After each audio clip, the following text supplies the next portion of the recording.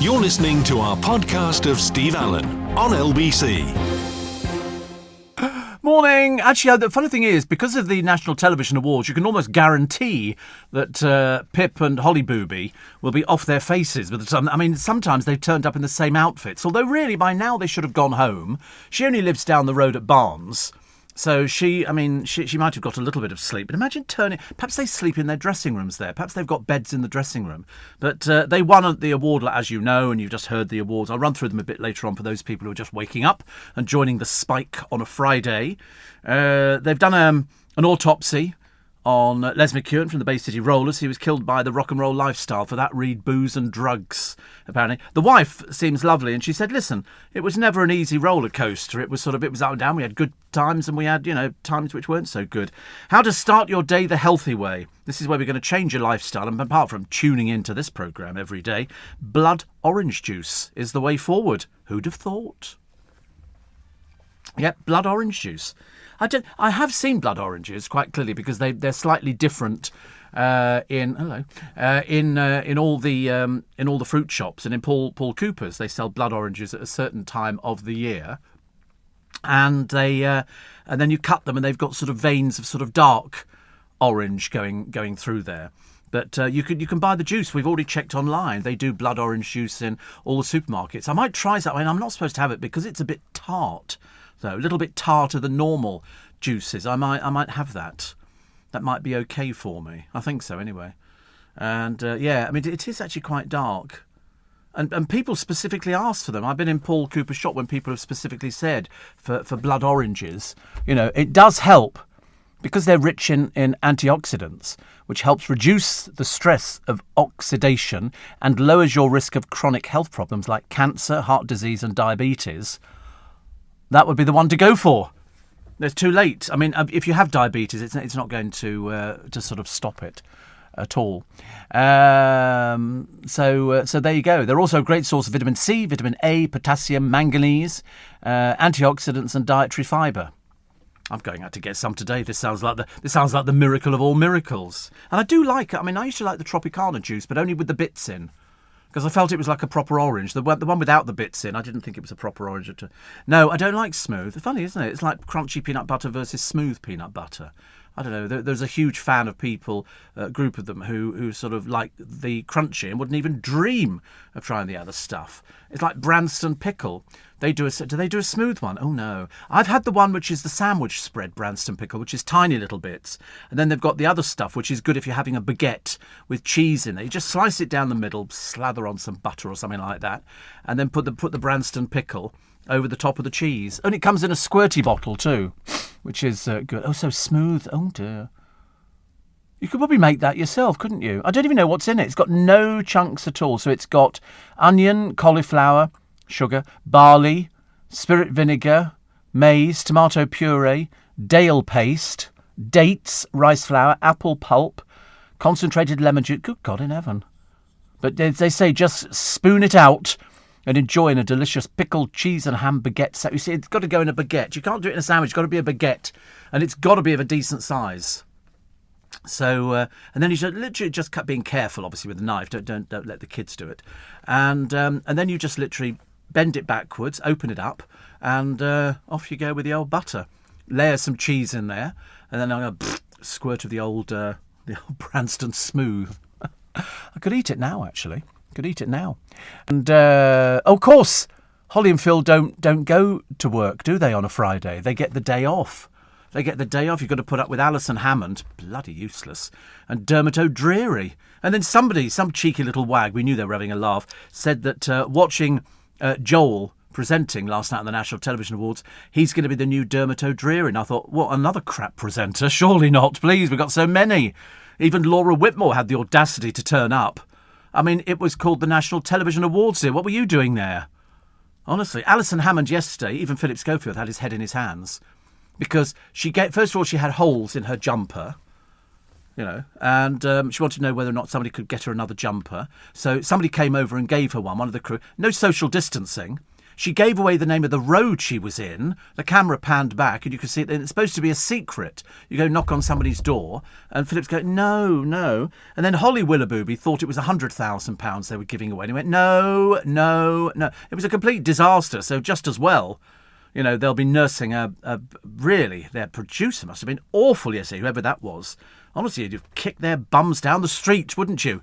Alison Hammond's case, I mean, she could have rolled forever and a day. They should do a diet on that programme. They should do it, because the trouble is the food that they cook with Phil and with all the people on there and John and they had an Irish girl on there the other day. And Philip was saying about when he went to Ireland with the family years ago, they had like a camper van thing, and he kissed the Blarney Stone, and he did everything. It must have been some time ago, because, I mean, who goes on holiday with it? That's right, Clodagh McKenna. She's an Irish-born chef, and she's demonstrated cookery on the Rachel Ray Show.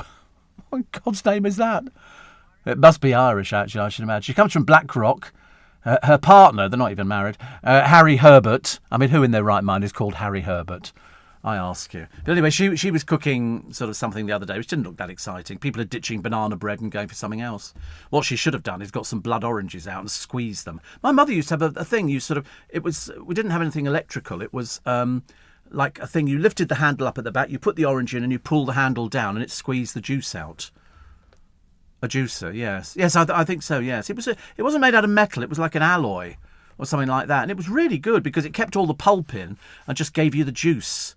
Because we did like orange juice in the morning, fresh orange juice. When I was in Vegas, that's it. It looks like, yeah, no, it's like slightly less sophisticated than the ones you're showing me. But I know what those ones are. UK juicers. Good Lord, that's all they sell is juicers, is it? Oh, heavens above. Oh well, you live and learn. No, I haven't seen the one that look. £299, and it's in stock. Look at this one, £449 in stock. It'll have to stay in stock, so it certainly won't be venturing into my place. I still like, and I've been trying to get for ages, one of these hot water machines. It's like boiling a kettle up, except you literally fill up this thing. In this particular case, I've 5 litres of water. Put your cup underneath, push the button, and out comes boiling hot water. Yes, like out there on the taps, but this is a machine that you fill up with water. Because they went out of stock for ages with a company called Cooper's of Stortford. And then I got a thing the other day from them, and it said, we've got the new catalogue out, blah, blah, blah, blah, blah. And I went onto the kitchen, and there was this hot water machine for 80 quid. 80 quid. So I've pre-ordered it. They've said, well, just indicate that you want it. I thought, well, I've been saying that for 20 years. And so they're going to let me know. But it's the bigger version, 5 litres of water. And you literally put the cup underneath, push the button, and out comes instant hot water, which is so much easier than sitting there waiting with a blooming kettle. Who wants to wait for the kettle in the morning, honestly? You've got to get ready. Yeah, you've got to get ready and have a shave. And I was running a little bit late this morning. I was sort of halfway through watching, programmes on the television. 84850... steve@lbc.co.uk. So Sam, thank you. Sam was the one who told me Holly and Phil don't present on a Friday. Yeah, do you think they might turn up? Or there'll be an interview with them. Philip is there with Philip will have an ice pack on his head. And Holly will still be in the same gown that she wore for last night. But as I say, I mean, they were all there, the good, the great, and the terminally stupid who turned up for it, pretending that they were presenters on the television, even though they weren't nominated. But I think that when they go for this morning, I think they do it as it's an ensemble piece. Martin Frizzell will say, come on, everybody up on stage. Because I used to work with him ages ago at LBC. Martin Frizzell, who is like big chief down at This Morning, he used to work for LBC. He was one of our reporters. He's married, of course, to Fiona Phillips. Yes, definitely. Eamon Holmes turned up, but there again, he turns up everywhere with his stick. Obviously, that machine he's flogging isn't working very well, is it? Because his feet must be absolutely killing him at the moment. Also, wait a minute. Oh, yeah. A lot of people talking about and I only picked this up yesterday from Nick Ferrari's programme, where they were talking to somebody who's something to do with turning boats away from this place with the backing of Priti Patel. And the French are all up in arms. Oh, not very happy at all about it, because they don't want them. We don't want them, and the French don't want them. But so they've stopped selling canoes and blow-up boats. And as if that's going to stop it. It won't, of course. And then, as this bloke pointed out, then Nick said exactly the same thing. It's you'll have a boat with, say, 40 people on it. what are the police going to do? Round them up and then tow them back where they came from? No, all they'll do is throw themselves into the water. They'll throw themselves into the water, and then we've now got the job of rescuing all these people. What do? Put them on the ship and then take them back and then dump them off in the shallows of France? Nick was talking, I think, to a rear admiral who is Chris Parry, and I'd never even thought about that before. It had never crossed my mind. It's trying to find out which of these people is genuine and which are people that, maybe harbour strange views about certain things, because they did an interview in the paper the other day, because if they jump, we have to save them due to international law. But they were saying that when they get to this country, they can't have jobs, they can't drive cars, they can't earn any money. So what's the point of coming here? What is the point of coming here? There's no logical reason, unless they're going to indulge in, sort of unsavoury actions. There was one man who was saying he's going to have to sell his daughter. I mean, it beggars belief. And they keep turning up, and they've paid. Where do they get the money from in the first place? It's like thousands of pounds. Thousands of pounds. Clodagh is married to Harry Herbert. He's the Queen's godson, says Rachel. Is he really? Oh, wow. So I never knew things like that. Oh, Clarkson, Jeremy, has had a bit of a showdown with a bunch of old Nancy's from the village where he is, complaining about his farm shop, complaining about, basically everything. Somebody gave him the finger. This thing. Honestly, there must be really thick people. And Jeremy said, listen, he does his television job. That enables him to have a farm. And they go, this is what we do for a living. You're just a part-time farmer. And I felt like saying to this buffoon who stood up and said this, why don't you mind your own business, you Wurzel Gummidge? Why don't you go stand in a field and scare crows? Oh, I've just realised actually that's where it comes from. We call them scarecrows. And I've now separated the two words, scaring crows. I've only just worked that bit out. Scaring crows. I just thought they were called scarecrows. I never associate it with it, but they don't scare crows. What you've got to have is a machine that fires and goes bang every so often, and the birds take off, and then they go, joke, and they go back down again, and start eating the crops. But no, that's all he wants to do. He's brought a lot of trade into the village, and then there's all these buffoons there. Just a part-time farmer, aren't you? Yes, he's a part-time farmer, but he's obviously doing a lot better than you. You're the peculiar one. There's also a police officer, they've caught it on camera, who has assaulted an autistic boy at school by kicking him and being nasty. He would have been fired from the police had he not retired. So we didn't send him to prison, which is a bit of a shame, because anybody who attacks an autistic child, lucky he's named in all the papers today, we'll do it a little bit later on. Fancy a little bit of history. I've got a great bit of history for you. I think they've got the price totally wrong. What would you pay for Lord Nelson's sword? What would you pay? You're listening to a podcast from LBC.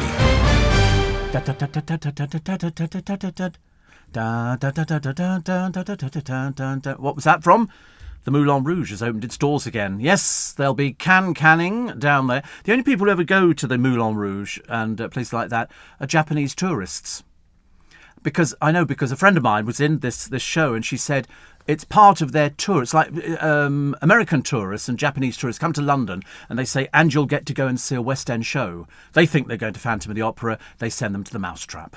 OK, so what happens is, because they're so tired, because they're trying to cram in as much as possible, and the same in Paris at the Moulin Rouge, it's all full of tables where people drink. They fall asleep at their tables. So the girls come out to be confronted by a room full of people asleep, which I thought was very funny indeed. The sword, Nelson's sword. How much do you think it's going to go for?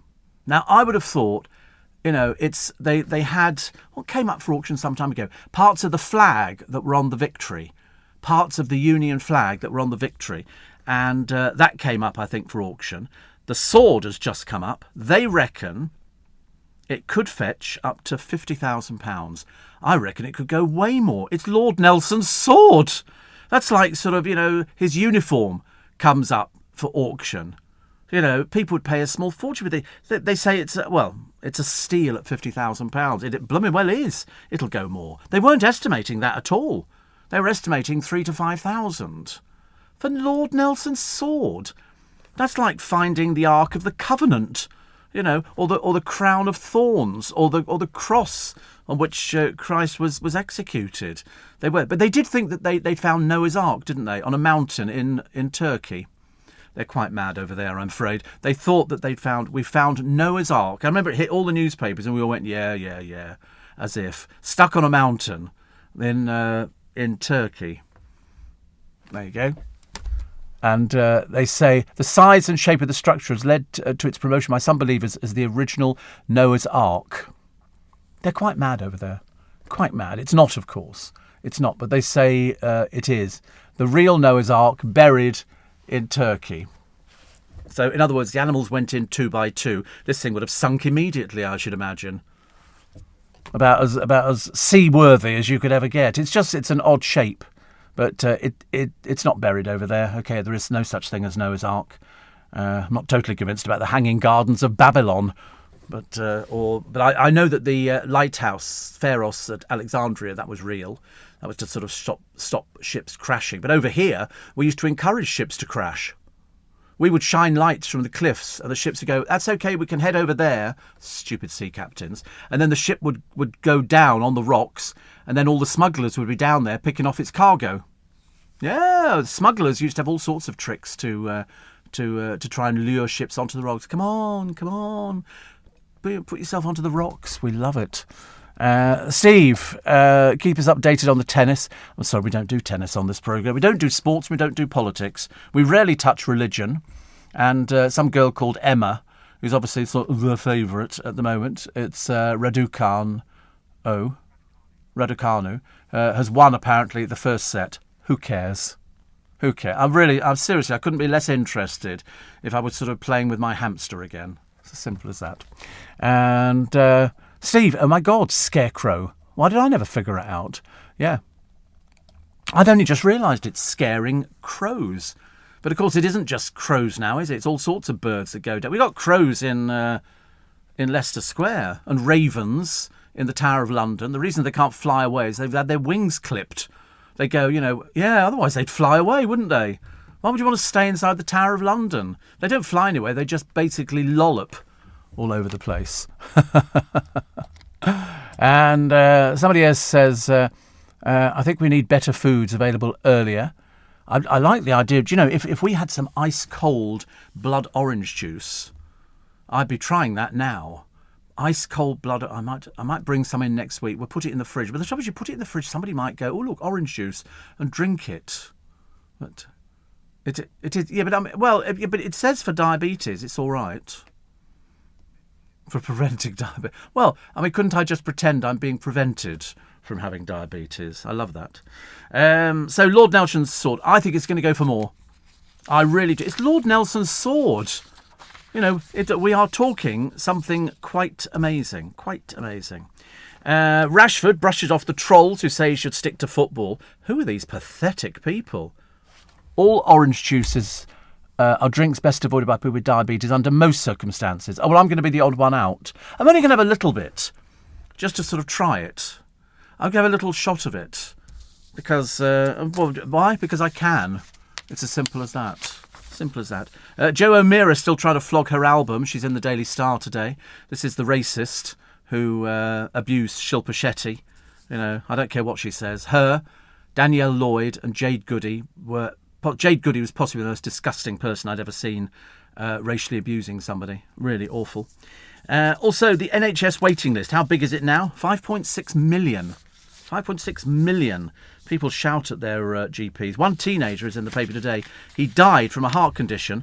The GP didn't see them, and the other GP was looking at the wrong slides. He was looking at the wrong slides. So he died. No, said you're all right, and the kiddie died. Plus, shoppers put the boot into Quicksilver for selling white socks that look muddy. They're about 14 quid a pair. Seems like an awful lot of money, doesn't it, for a pair of socks? And Elton John is now flogging takeaways in a new career move. The size of him. Excuse me, Chubsy. You shouldn't be advertising takeaways, should you? Unless you need the money. I presume he does.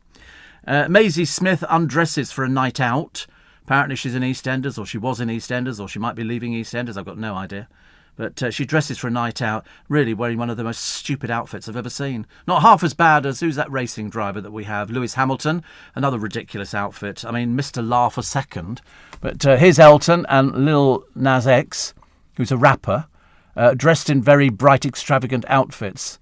And I don't really know what you can say about it. Apparently, the old Town Road hitmaker said it was an honour to be working with Elton. I bet it was.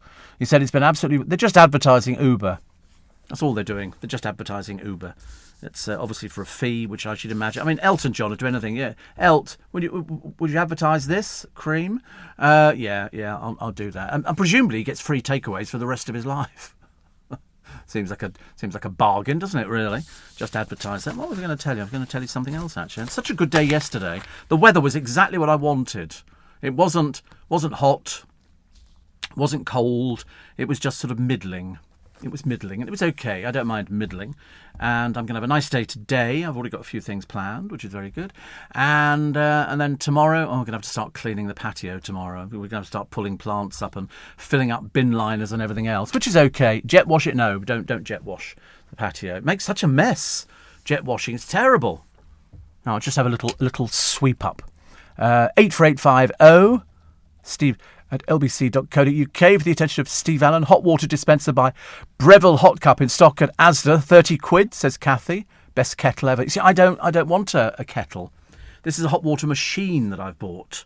So you fill it up and you push the button and it dispenses straight away boiling hot water. You can do five different temperatures. 5 different temperatures. I've had them for years, and I think it's a really brilliant idea. As I say, I've got a kettle as well. But I can't really be bothered. It's not particularly brilliant, is it? Regular exercise can stop your mental health going downhill, which is good. And I must thank my friend Bill Overton, who's working on our sister station, just literally just underneath me here. In fact, if I drilled down, I could probably land outside his studio. And I said earlier on, I've got a dreadful pain. And I said, have you got any anodins or anything like that? And he said, I have in the studio. So we went downstairs and he helped me out. I normally carry anodins. Henry says passion fruit Jaffa cakes. Did you leave them in there? Why have you left them in there? Don't leave them. You know what Henry's like? He thinks they're now a gift. Yeah, bring them round here, mate. Unless Connor's got his hands on them, in which case, we can forgive Connor anything. Ever since he shaved off the moustache. It's apart from the tash, which just didn't go at all well. It was just, why is it some? I mean, he thought it was okay. Well, I don't think he thought it was okay. The girlfriend likes it, apparently. But there again, you can't educate some people, can you? I bet you'll go back now and these Jaffa cakes would have been half eaten. Henry will have looked on this as, oh, thank you for my treat. Seriously, he probably cannot believe his luck. He really can't. Yeah, we're waiting for him to turn. I'm looking through my door and I've got a little narrow window. It's like being on the Titanic.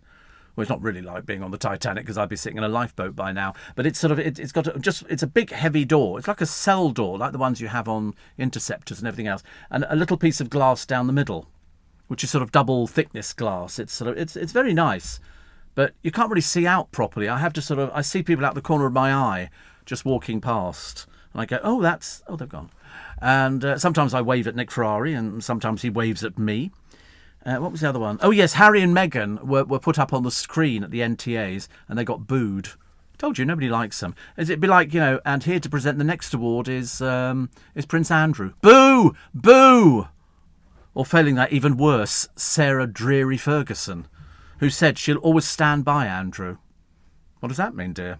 Do explain more. Mind you, when I said earlier on, there were some people who turned up at the NTAs. Worst dressed Jordan, with the most ridiculous hair braided going down her back. She looks absolutely terrible. And she turned up with Harvey because I think they were nominated. Strangely, no husband-to-be was there. I thought he would have gone down with her to sort of, give her moral support. There you go. Henry started. He said, such a lovely gift. Such a lovely gift. I told you, he'll go through. He won't be able to resist opening the box. Kate's tears for Derek. He will get the chance to tell his story. And she thanked ITV as well for taking a risk. They didn't know what to expect. And she said he should have had a chance to tell his own story. She said, you will. You will, Derek. You will. I think he is the illest patient they've ever had to look after. I mean, he's been in hospital. Now he's at home. And the audience gave her a standing ovation. So they bloody well should have done, to be honest with you. How she's put up with that and held down a job. 2 jobs. Held down 2 jobs. Television and then her smooth radio show as well. And people just don't appreciate just what people go through. So it left a lot of the people in the audience crying. Because she's able to tell you firsthand we thought we were going to lose him. You know, he's clinging on at the moment. He's had all sorts of problems. Steve, did I hear Elton's opening a chip shop? Said Lawrence. He might as well. Might as well open a chip shop. Imagine. I'm trying to think of the staff you could put in it. Are crows genuinely put off by scarecrows? Says Kim. I thought crows were the Einsteins of the bird world. They are. They're not put off by it. They're not. That's why they've got these banging things now, which is a machine which is fitted with little cartridges. And they use it for sort of scaring people. They used it onto the Manor Born when they were trying to keep people away from poaching. And you get... Some of them are dressed up, but crows and blackbirds... You know, it doesn't work. The effect is almost always temporary. Researchers have learned that those with realistic facial features and brightly coloured clothes are slightly better at shooing away birds. But what you've got to have really is a scarecrow that works. You know, an animatronic scarecrow would be a very good idea. I can recommend Jordan for doing that job. She could just stand in a field and look like an animatronic, couldn't she? You're listening to a podcast from LBC. Morning, nice to have your company. Welcome to Friday. Sorry, I just heard some really, really good news. It's very rare, isn't it, that you hear some news that sort of gladdens your heart. But there you go. Steve, what about an instant boiling hot water tap? Says Jackie. I've seen that. Have you seen how much they are? They advertise them on the television. They're not cheap. They fit them and you get the fitting cheaper. I think it's about £100 for the fitting. But the whole thing is about 1,500-1,600 quid, which seems like an awful lot of money. But, I mean, we have them in all our kitchens. It's a brilliant thing, and I love it. So, in other words, we don't have to wait for a kettle to boil. We just push the button on the hot water tap, you flick a little thing down, and out comes boiling hot water. Or, failing that, you go to the blue side of it, and out comes ice-cold filtered water, which is it's really good. Very, very good, actually. Very nice. And somebody says, you mustn't jet wash the patio, Mr. Randall. Think of the slugs, the snails, the grubs, and the insects. Oh, no, we'll still carry on killing those. Oh, yeah, we kill those differently. We have stuff we put down, especially for snails and for slugs. Yeah. And ants. You said insects. I'm thinking probably ants. Yeah, we have stuff that gets rid of ants as well. I put it underneath all my pots. I put little slug pellets, little tiny ones. Oh, get indigestion. And also I then put ant powder on there as well. And that generally sees them off. For some reason, though, this year, it's the first year I've ever had snails. I had 2. So they went to the happy hunting ground. And slugs are easier to pick off when it rains because they come out for the water. And you can see their little trails, little treasure trail, and you sort of pick them off. And I used to pop them in bags with salt in. I don't know why. Somebody told me because old-fashioned gardeners years ago didn't have all the sophisticated stuff that we've got now. You go into any garden centre and there will be hundreds, if not thousands, of different things for different problems in the garden. The old-fashioned gardeners use soot, broken eggshells. For keeping snails and slugs off your plants. Broken eggshells, they won't go over a rough surface. And the soot was used. My mother used to use tea bags and tea. We had proper leaf tea, and she would empty that onto the garden, and it acted as a mulch. I know, it's the oddest things. It was a little bit messy, but nobody went out. I mean, we didn't have gardening centres. I don't think we did when I was a young whippersnapper. Whereas now, as far as I'm concerned, I'll be looking forward to shortly. Many of them will be putting in all their Christmas stuff in the garden centre, which I think is absolutely amazing. Oh, good. Henry's going to tell us the date of the party, which is lovely. I might even buy a new outfit, Henry, to celebrate. I wonder what Connor will be wearing. Perhaps we could start issuing. Connor is the one who had because Guy, who normally works on Nick Ferrari's breakfast show, so Henry's the editor. And Guy's gone off on holiday to Spain, I think, with his father and brother or something like that. So still no girlfriend. And then so we've got Connor, who normally sets up the breakfast show overnight. He's now doing it. And then when I saw him the other day, because I've not seen him since we sat in Hyde Park.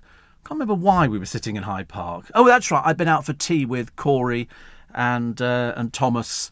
And then Chris, my ex-producer, turned up. So we're just sitting on the grass. I could have eaten an ice cream, but nobody bothered to get me one. I don't want to make a big deal about it. I don't dwell on these things. It makes no difference to anybody. And I hadn't seen Connor really since then, only just a couple, because by the time I get in, he's already left. And then all of a sudden, he'd grown this moustache. And I remember thinking, because he's such a baby face, it looks a bit like Corey, my groovy gang. It'd be like Corey coming in with a full beard, and I'd be thinking, I don't think so. It's like Henry. Henry cannot grow a beard or anything like that. He just doesn't have that sort of skin. It's just that Joe can't do it. He's just ridiculous, And here is Joe, a new member of the village people. It's just people can't grow. I can't grow a moustache or a beard, so I don't bother. But I did say to Connor, I said, I'm not wild about the moustache. Blow me down the next day. Off it was. No hesitation there. Whereas opposed to my AP, it did take us a little while to get him to actually have a shave. Mihal. I never get it right. It's the Irish Michael Mihal. I'm going to have to write it down on the back of my hand. And then Michiel. And keep looking. Mihal. And he didn't shave for ages and ages. I remember thinking, when's he going to shave? So I mentioned it to him and he said, I'm going to have a shave tomorrow. And he had a shave tomorrow. He looks so much better. It took years off him. Absolutely years. So anyway, Steve, you can use salt to kill slugs and snails in the garden. Just sprinkle salt over them and around the floor. My mum used to do it, says Nat. Yes, I mean, salt they don't like. I used to put some salt in a little bag because, I didn't want sometimes birds come and... I tell you, that's where the snails could have come from. Birds could have picked them up from a garden, flown over and then dropped them. Because I think what birds do is they drop a snail hoping the shell will break and then they can eat the slug bit. They do it. Who have I seen doing it? Penguins or something like that, picking up sea urchins and literally dropping them. It might be seagulls, actually, to crack the shells that they can get at the food inside, which is good. Thank you. Steve, don't leave any food over the weekend, as Nick Abbott likes freebie. We've never given Nick Abbott food. I mean, have you seen the size of him recently? He has ballooned. He has ballooned. It's unbelievable. The funniest thing on the television the other day, they were talking about, have you ever been mistaken for somebody else? And Andy Peters was on the programme. He said, and somebody came up to him and said, I know who you are. You're Philip Schofield. And Andy Peters went, no, I'm not. He went, yes, you are. He went, no, I'm not. Philip Schofield earns a lot more money. He said, I'm Andy Peters. He went, I know you're Philip Schofield. And you think, I'm sorry, Philip Schofield is white-haired old man. Andy Peters, young, vibrant, fit black guy. Hello? Have I ever been mistaken for somebody else? Bobby Crush. Years ago, the pianist... It's not funny. The pianist, I was going through, and I had long hair in those days, and somebody said to me, you Bobby Crush. They weren't actually saying I was Bobby Crush. They were sort of kind of asking a question. That's what I looked like there. That picture there. From early times. There you go. Look, there's me. Is that me there? No, that is Bobby Crush. Sorry, I thought it was me. Looks a bit like me, doesn't it? Really? No, you go down that one with the patterned shirt. That looks. I mean, I think that looks a bit like me, don't you? Do you not? Oh, is that funny? Oh, right. Not as attractive as me. Oh, love it. Steve, copper sticky tape placed around plant pots is a great way of preventing slugs or snails attacking them, and then leaves the slugs for the fate of the hedgehog. Unfortunately, because we're about 500 feet in the air, we don't have hedgehogs, unless they've learnt how to use the lift, which I think is highly unlikely. But I've heard of copper sticky tape. And also you can stop ants by a chalk line. If you put a chalk line over their runs, they get to it. They don't like to cross it. Yeah, they really chalk. Yeah, talcum powder as well seems to work for ants. They don't like to. I tend to find putting down ant sticky stuff. Looks like a manuka honey kind of thing, and they eat that and take it back to the nest, and then it kills the nest. Because if you've got a dozen ants, bet your bottom dollar there's another few thousand sitting in your pots. And what they do is they eat the roots of the plant. So you can sometimes see, chalk line. There you go. Their pheromone trail is being temporarily disrupted, causing them to search in a different direction to find the trail again. Yeah. Yeah, yet they're highly sophisticated ants. Have you ever seen them? There's a thing in London Zoo where they've got lots of insects in glass boxes and everything else. And one of them, they've got an ant colony, but at the top of the ant colony is a piece of rope which crosses the road. And you can see them crossing the road. They're literally carrying leaves. Yeah, a bit like Tom and Jerry. And there's little tiny ants with a leaf, and all you can see is the leaf moving along the top of the piece of rope. Yeah. It's in London Zoo. I've seen it loads and loads of times. Loads and loads of times. And, I thought you were going to put up a picture of it. Oh, you're trying to find it. Yeah, ant rope cross it. There you go, look. And they literally, But this, I don't think this is London Zoo. Oh, it is London Zoo. And they literally are carrying... The leaves are about 10 times the size of the ant. Because I bought an ant one year. And, it was gifted to me. Lovely Christmas present. And what you get is a certificate to show that you own an ant. And Ant will write you a letter and say how wonderful it is that you've sponsored him. So I went down there to try and find him. And I couldn't find him. A lot of other ants there, but none of them looked like my ant. Because my ant was, I think he probably... And then somebody broke it to me that he might have passed away. And I said, well, that's a bit cruel, isn't it? Other people get elephants and buffalo and stuff like that, and I get a blasted ant. But it doesn't matter. Best way to remember the pronunciation is Me Hall Stairs and Landing. Me Hall. That's a good idea, actually. I should try that, Peter. When he sort of pops into the studio eventually. I don't know where he is at the moment. Where's he gone to? Having something to eat? What the size of it, honestly. They spend all their life eating round here. I mean, thank goodness we rescued the Jaffa cakes back from Henry. Thank goodness. Because you know what... I mean, had that box been open, they'd have slipped one in his mouth. Seriously, he'd have been like that. He'd have popped it in his mouth. Emma through to the final in the US Open tennis, says Craig. Yeah. Don't they say if the Ravens leave Windsor Castle, then Britain has been invaded? No, they don't have Ravens at Windsor Castle. They're at the Tower of London. And they say if the Ravens leave the Tower of London, we're all doomed. But so they've clipped their wings, so they can't leave. And they have a Raven Master who looks after the ravens down there. They just sit in a cage at night time, and then at daytime you'll find them hopping about all over. They don't have that many of them. It's not like there's an influx of ravens at the Tower of London. Still a good place to go to, though. Plus. What was the other one that I quite liked? Oh, there's a couple who love scuba diving. Never interested me in the slightest. They've taken the plunge. They had their wedding underwater. An underwater wedding. That must be quite good, mustn't it? The vicar obviously hated it, I should imagine, trying to sort of keep all his flowing gowns down. Yeah, you have to be quick on those. I don't know how long you can stay down. There was a couple of divers who got caught on a wreck and died a short while ago, down, I think, on Dorset or something. They were diving onto a wreck, which is a well-known dive site, and they didn't come back. And so either they got trapped down there or something. I've always got this dread fear that you're going to be diving and you're going to go onto one of these ships and there's going to be an octopus there, a huge one, and it's going to grab you and you're going to go, what the hell? Oh, I hate that. That wouldn't be good, would it? You're listening to a podcast from LBC. Morning. I was just saying, so many things have happened recently. Coincidence. I've spoken about somebody or something, and then it's come to fruition. And I was thinking the other day, all the cars I get in, we've never once had a flat tyre. And then it sort of went out of my mind. I thought about something else. Blow me down. The car today, we go over the Chiswick flyover, and the guy pulls into the side of the road. I thought maybe there was a police car behind us, but there wasn't. And he said, I've just got to check. He said, it's showing I've got a flat tyre. And I thought, do. All this deja vu stuff. And Henry, I don't think he's got the money for something like that. Sorry, we're having our private conversation. If you're interested in tennis, and who isn't? Me. Emma Raducanu is through to the final of the US Open. The first British woman to reach a Grand Slam singles final for 44 years.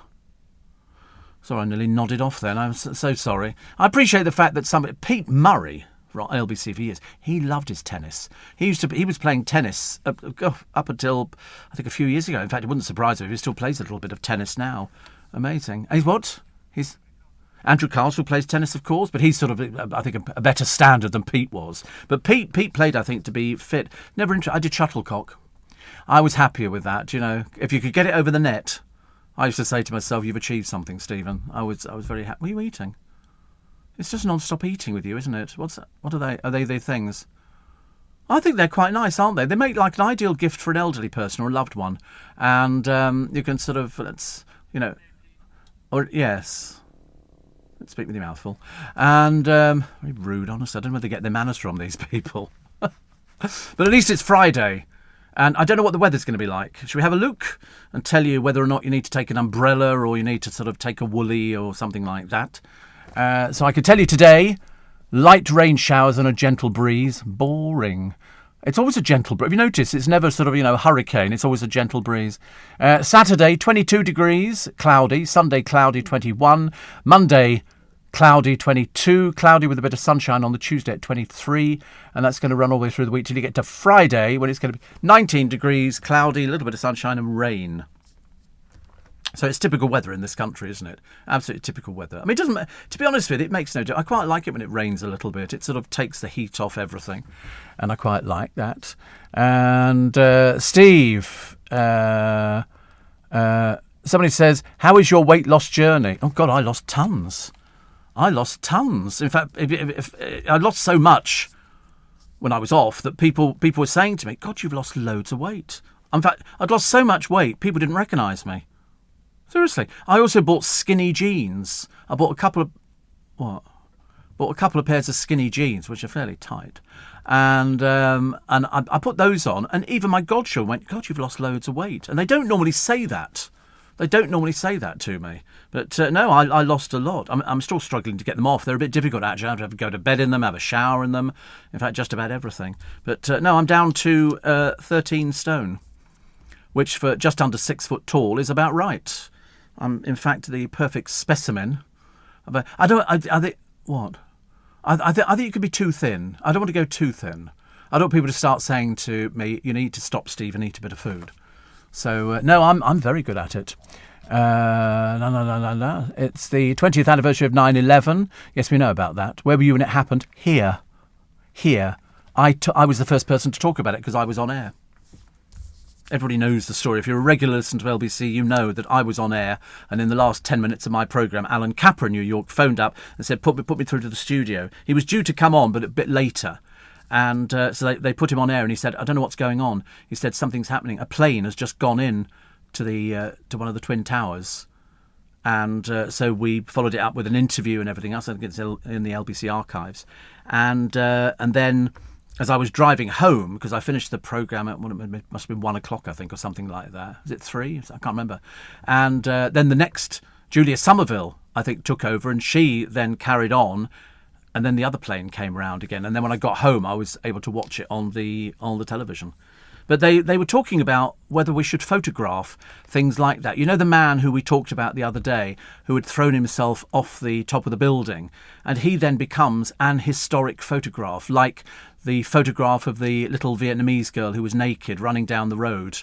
And that sticks in your mind, you know, pictures of people in concentration camps when they'd been liberated. All these are iconic pictures, and whether or not we should show them or not. And people say you don't need to not show them because that picture tells a story. That man falling out of that building or throwing himself out of that building, you will remember that because you'll look at it and go, he knows he's going to die. There's no two ways about it. And it's such an iconic picture. It's almost as if it was sort of made from a film. He appears to have been upside down. Whether or not his body turned as he came down, I've got no idea. But he was known as the falling man. And that was a decision that he took. And you think to yourself, that's quite something, isn't it? That is quite something. I was watching a programme on the telly the other day, and it was about a Bollywood girl, a film star over there, not a major film star, who had taken her own life.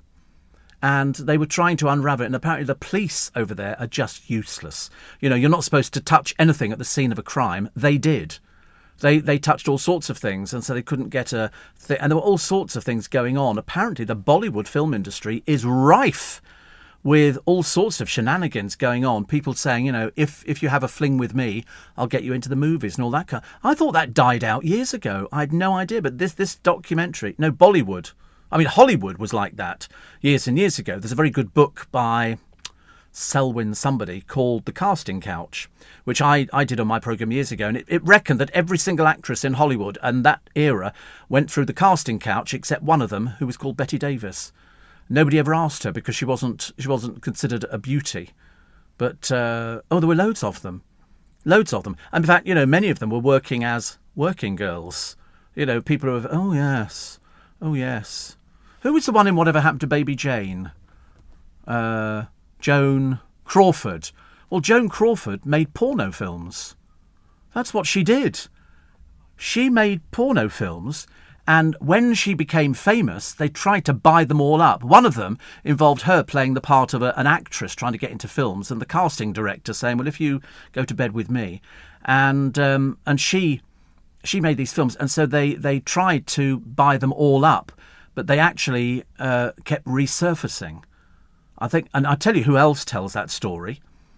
It was told by Steven Spielberg, who turned up at her house, Joan Crawford's house, and she opened the door in a see-through negligee. She was looking to bed him, and he made his excuses and left. Apparently she had a sort of a thing, not written into the contract, but quite close, that the producers would have to sleep with her.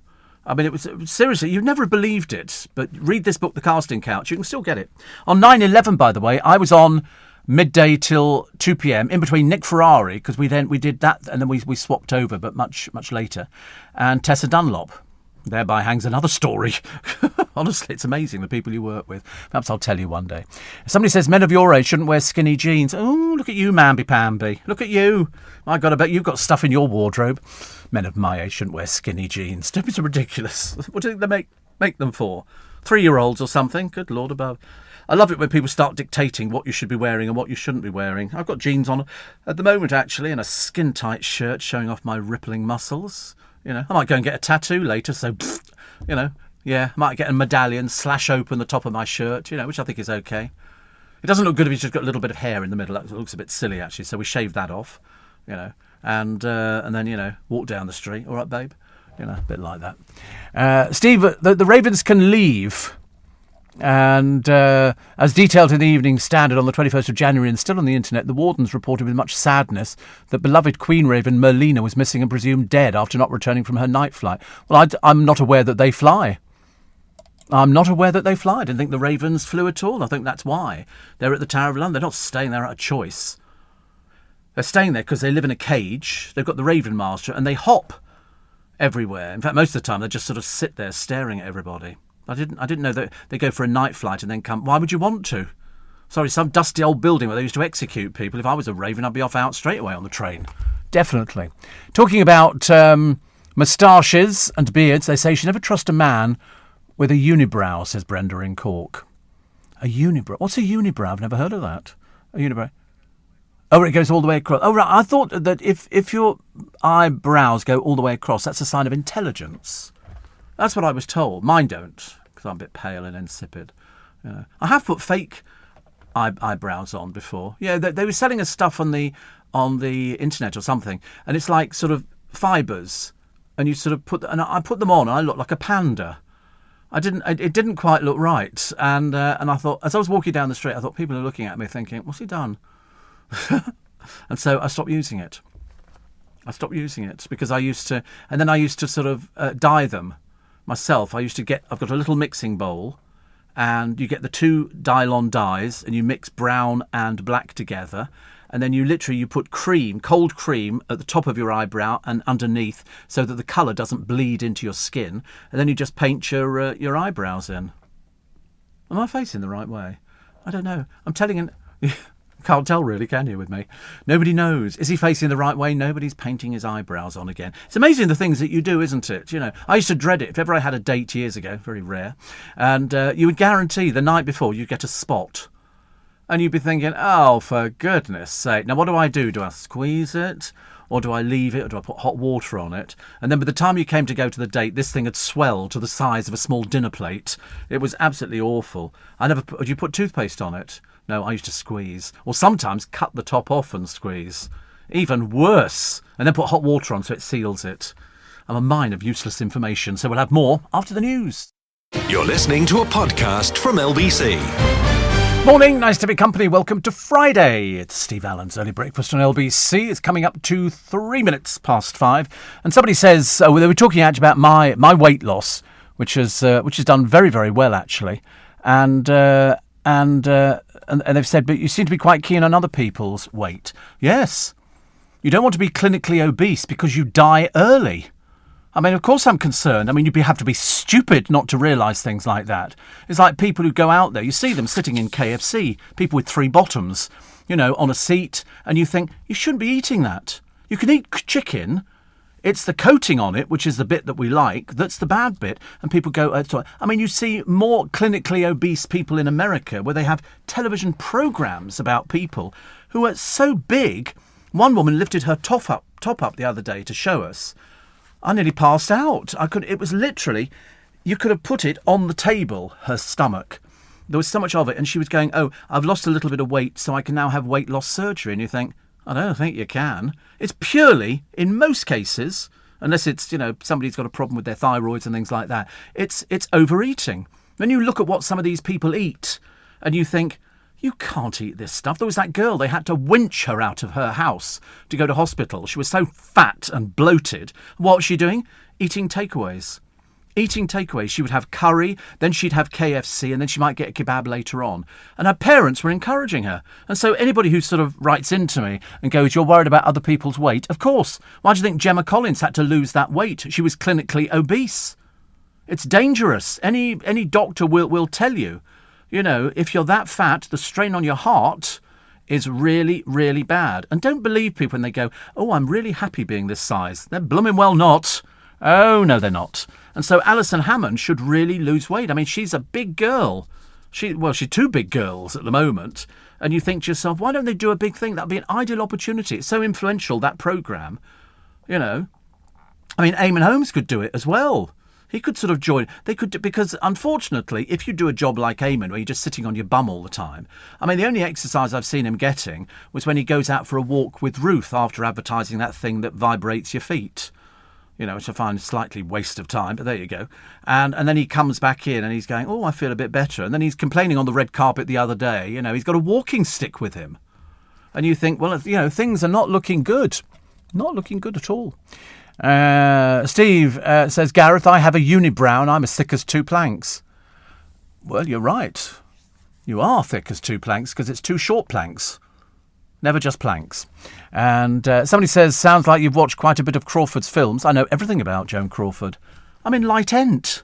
Of course I know everything about her. I know all the films she made. I knew the rows she had with people. And you just sort of... All this is documented. Every single thing is documented. I mean, she hated Betty Davis. When they made Whatever Happened to Baby Jane, they hated each other, but that gave for a really good film. That really did. Check out Betty Davis when she came over to this country to flog her book, and she appears on the Wogan show on television. And they get a little way into the interview, and Wogan used to do his, the old Wogan, touch my leg and all this kind of thing. And, he did all that. So every American guest that came on, they were all told, they seem to like this in the country. So touch his leg, and he'd go, can't believe you've done that. And they get a little way into this interview. Betty Davis turned up. She was wearing a wig, and the hat was sewn into the wig. I know, because my friend was the makeup artist. And so she would put the wig on and the hat was already there. And she sat there, this little made-up mannequin, and she gets a little way through the interview and then she goes, are we going to talk about my book? And she holds it up to the camera. Now, in those days, and even nowadays, that is totally forbidden on the BBC. We have adverts, but they're on ITV, not on the BBC. But you see more adverts on the BBC, and you ever see it. And she held it up, and of course they had to go, no, put the book, get the book off her, fell her to the ground, give us the book, you put it down, and all those sort of things. It was hilarious because Wogan was obviously getting people shouting in his ear, going, we're moving the camera away from her, and she's holding it up saying, can we talk about my book? To the studio audience. It was hilarious. And there it is. There is that famous picture. And she sat there with a cigarette. With a cigarette. Hilarious, isn't it? But, I mean, she was mega. She was mega. But she appeared to have shrunk. And I still think, see, look, she's got the book on her lap. I'll tell you, it was the funniest thing ever. I love things like that. But Wogan was doing his usual sort of bluffing through. He had a guy on called Bernard Levin once. And Wogan was doing his sort of jokey bit. How are you doing today and all the rest of it? So Bernard Levin says, I thought we were going to be talking about my column in the paper which appeared in the Times. I think it was in the Times. And Wogan sort of laughed it off, haha. And Bernard Levin said, did you read the column today? And Wogan started joking, it's been a busy day and all this kind of stuff. He said, you've invited me onto the show. He said, to talk about my column. He said, you haven't had the decency to read it. And he got up and walked off. Hilarious. Because that happened to LBC, to one of our presenters some years ago, where this particular presenter hadn't read the book, the bit written by the guest in the studio. And the guest in the studio said, have you read this book?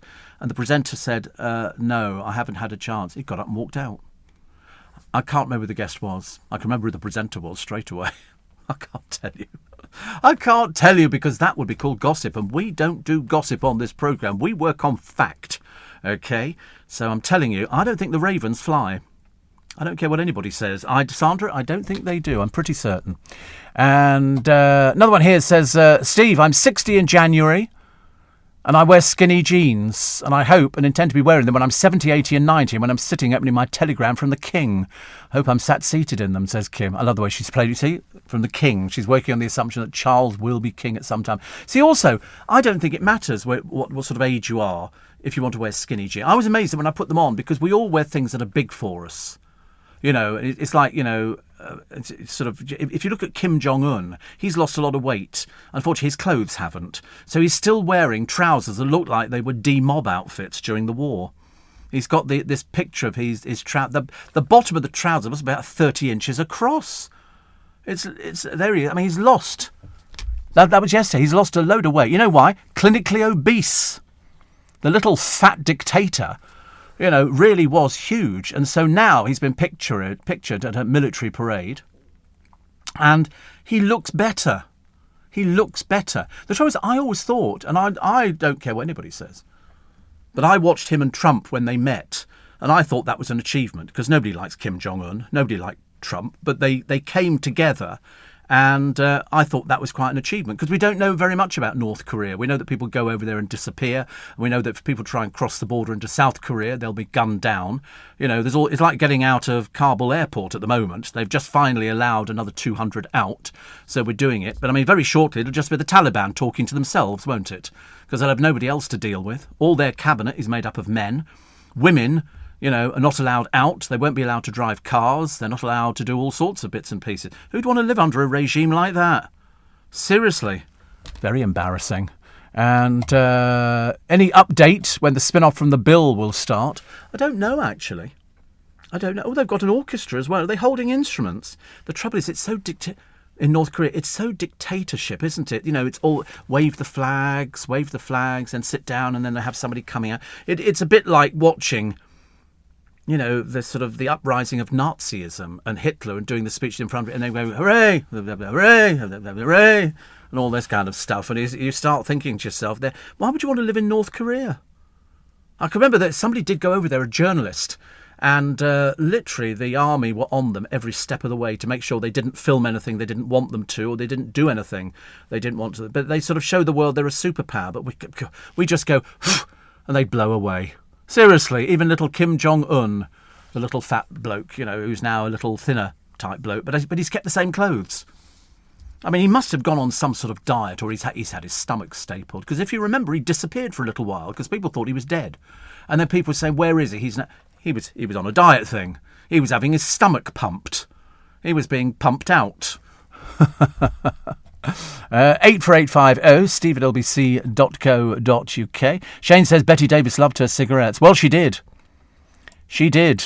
Steve, let's talk Christmas, but not panto, says Joel. I live in Canterbury and got to put up with Duncan James prancing around the city.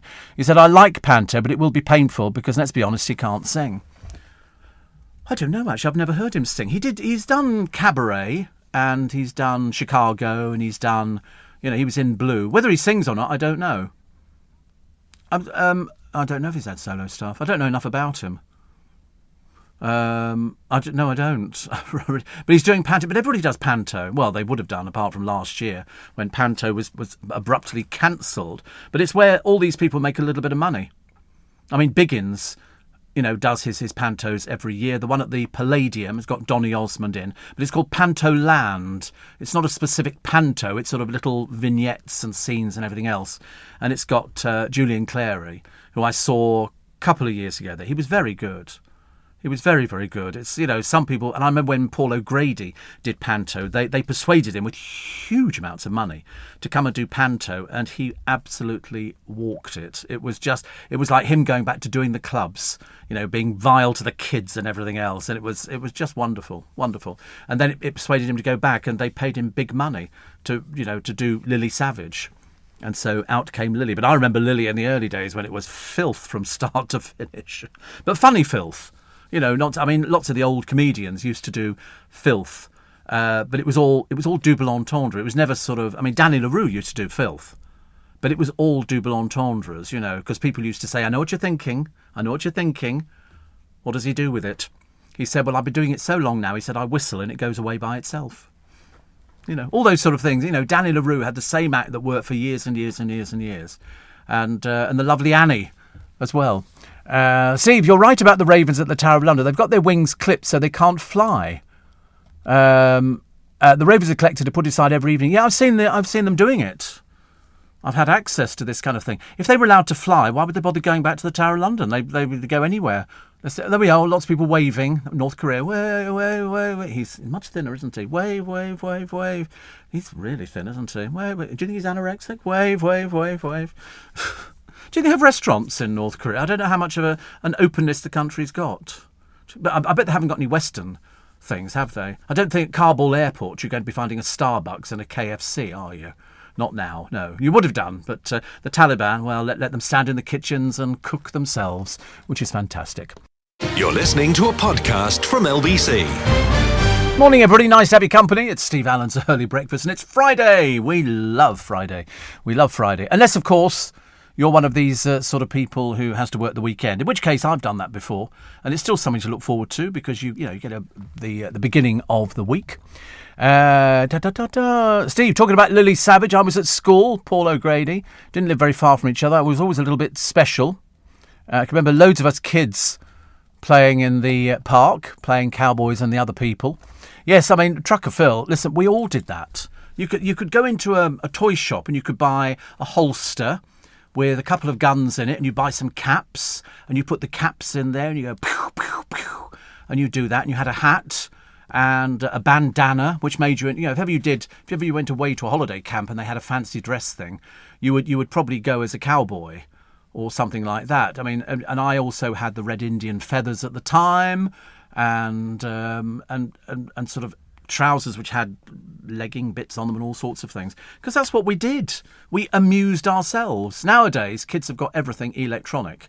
You sit in the bedroom, they go onto their computers, and they can go round the world. I can do that now on my computer. On my phone, I could do the same thing. I can go to America. I can go to various magic shops and things like that, and I can order stuff. When I'm sitting on the train at Waterloo, I can order stuff, and it'll either be FedExed over or DHL'd or any of the courier companies were brilliant within about a week. So you don't need to. It's a shame, really, because it kills things like magic conventions, of which there are still a number in Las Vegas. But the ones in this country seem to have fizzled out a little bit, mainly because people can sit on their computer, order stuff from America long before it reaches this country. It's killed the high street. Most people order now. I mean, I use Amazon a lot. A friend of mine uses Amazon for food, and he said, you can get it really quick. Like sometimes 20 minutes. 20 minutes, he said, depending on where you are from the warehouse. He said, because we went out for coffee one morning and we just sat down. He went, oh, they're delivering the food. And so he then nipped back round home and picked up the food. Most people do it. Most people have Ocado or any of these other things. I've never done that. I've always enjoyed the experience of shopping. I like the experience of going out shopping. Today I shall enjoy the experience of going out for a cup of coffee, which I quite like, actually, with a friend of mine I've not seen for a number of years. Michael Palin in North Korea review. Yes, I mean, he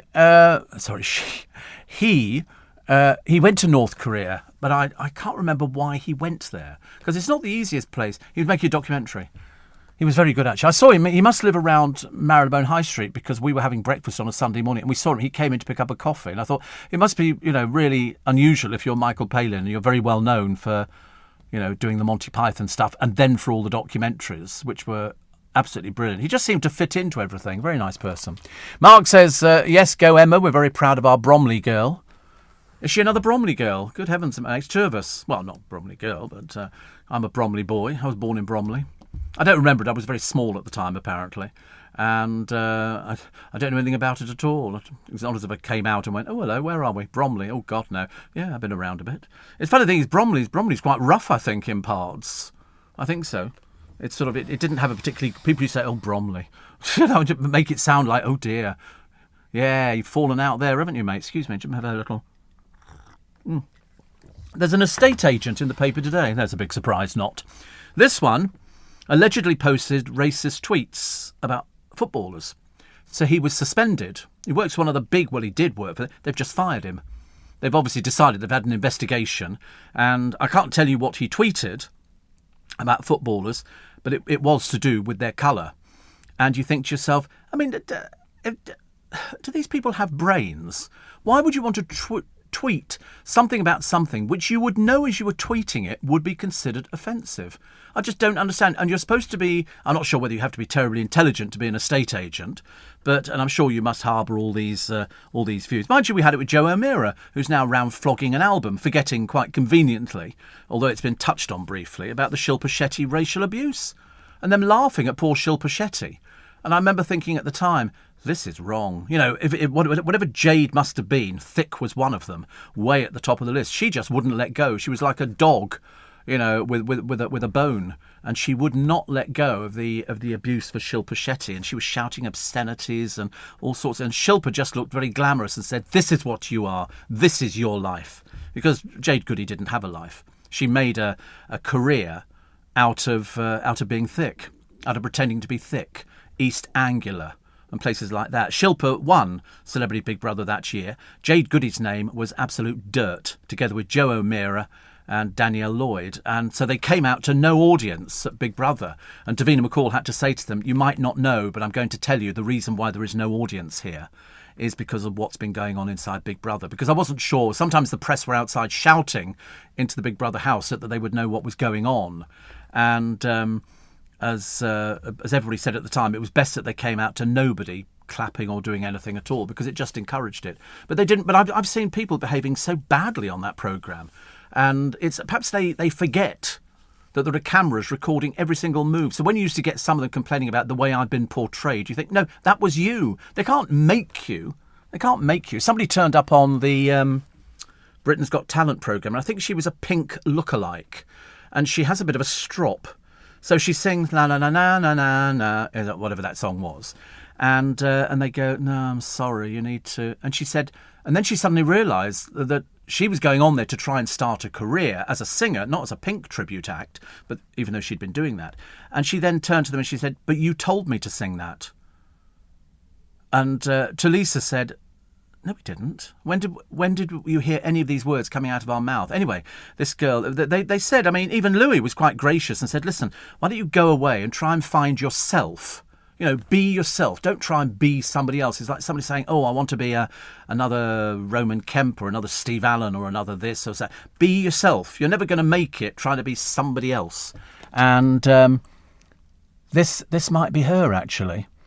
She flew into a frenzy. She was rejected by all 4 judges, and she had a strop. She went up, she threw her microphone down. These things are not cheap. We've had a couple of buffoons on there. And she throws it off. She goes off stage. Her father decides to come on stage with her. And Nicole Scherzinger stands up and goes, "No, babe. No. Stay on the stage. Don't come any closer." You know, because they thought it was going to kick off with her because she couldn't face rejection. You know, it's like, you know, everybody's done it. I mean, Dale used to be a huge fan of Tony Blackburn. So basically, whenever Dale DJ'd, it was a little bit sensational. You know, a little bit like Tony Blackburn. That was quite a good impression, actually. No extra charge for these. Seriously, man of a million voices. All of them sound like Steve Allen, but it doesn't matter. At least I make the effort. And so she then became quite nasty about the whole thing. And they said, "Listen, just go away and be yourself. Be yourself." And she didn't really know how to do that. What's the point? I mean, it must be quite good being a tribute act, but you've got to come up. Oh, look, what's she dressed as? What on earth is she wearing today? Looks like she's joined the lifeguard. So I just look at one of our senior reporters on television who's wearing an outfit that looks like it's at the Prussian War or something like that. What is she wearing? Loving the show, Steve. Just love being part of the Spike. Listening in Russia. Working for 2 months. Missing Wigan. Not much difference, is there? Wigan and Russia. Depends where you are in Russia. Michael Palin lives in Hampstead, says Patrick. Well, not very far from Marylebone High Street. And Ron says, "I had a cap gun with a ricochet noise. I thought I was the coolest cowboy." Yeah, well, I would as well, actually. I would as well. I thought, love stuff like that. Let's have a quick look, actually. Let's have a quick look. So the estate agent has been found. Oh, the Royal British Legion are going to sell a poppy pin for Sir Tom Moore. It's about 30 quid, And this is a special one. It, as I say, it sells about 30 quid, which the producer thought was an awful lot of money. But the more money that's raised for the Royal British Legion, as far as I'm concerned, the better. So we always buy the little metal badges every year. And these are the ones here. And I'm tempted to say I think they should have been in red. The whole idea about poppies is the field of poppies in Flanders and the poppies that grow up every year. One is silver and one is gold. It symbolises Captain Tom's 100 years, his 100 laps of his garden and 100 years of the Royal British Legion charity. I wanted a bit of red on there. I think there should be a bit of red. That's what signifies the field of poppies. All the songs are talking about the field of poppies and stuff like that. So, it's a nice idea.